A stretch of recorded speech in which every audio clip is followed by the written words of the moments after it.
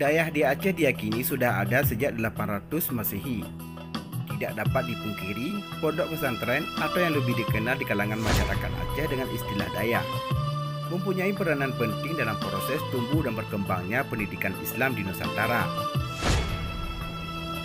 Keunikannya juga telah membuat hampir setiap orang mengenalnya.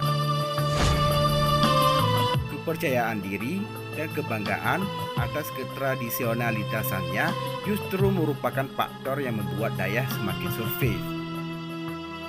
Bahkan dianggap sebagai alternatif dalam hegemoni modernisme masyarakat masa kini. Rakan sahabat Hasanus yang budiman, sebelum lebih lanjut, mari kita bangun channel ini dengan cara tekan subscribe, like dan share, biar sejarah Aceh lebih terpandang di mata dunia.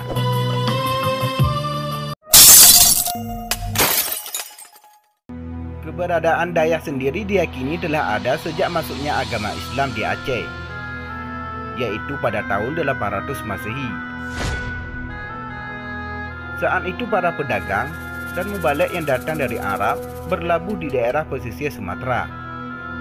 Selain melakukan aktivitas perdagangan, para pedagang dan mubalik ini juga proaktif menyebarkan agama Islam. Untuk lebih mempercepat proses penyebarannya, maka didirikanlah Dayah yang pada waktu itu berfungsi sebagai media transformasi pendidikan Islam kepada masyarakat. Menurut Kepala Museum Aceh, Nurdin AR menyebutkan cikal bakal berdirinya Dayah itu muncul pada awal-awal Islam masuk di Aceh. Ia bertujuan untuk mendidik masyarakat agar dapat lebih memahami ajaran-ajaran agama. Di samping juga untuk menyebarkan agama Islam di Nusantara, khususnya di Aceh. Nama Dayah sendiri diambil dari bahasa Arab, yaitu kata zawiyah. Istilah zawiyah secara literal bermakna sudut. Yang diyakini oleh masyarakat Aceh pertama kali digunakan adalah sudut Masjid Madinah ketika Nabi Muhammad memberi pelajaran kepada para sahabat pada awal diturunkannya agama Islam. Pada abad pertengahan, kata zawiyah dipahami sebagai pusat agama dan kehidupan sufi yang kebiasaannya menghabiskan waktu di perantauan.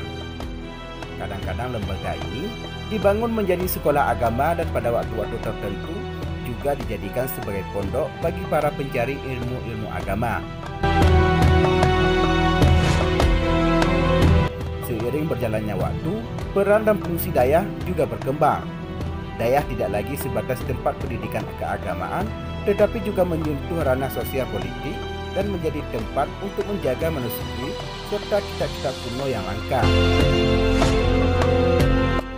Dayahlah yang telah mendidik rakyat Aceh pada masa lalu, sehingga mereka ada yang mampu menjadi raja, menteri, panglima militer, ulama, ahli teknologi perkapalan, pertanian, kedokteran, dan lain-lain. Tulis Profesor Dr. M. Hasbi Amiruddin MA dalam makalahnya yang berjudul Program Pengembangan Dayah di Aceh. Menurut Ensiklopedi Agama Islam yang bersumber dari Departemen Agama terbitan 1993, tercatat bahwa Dayah tertua di Aceh adalah Dayah Cotkala yang sudah berdiri sejak abad ke-3 Hijriah.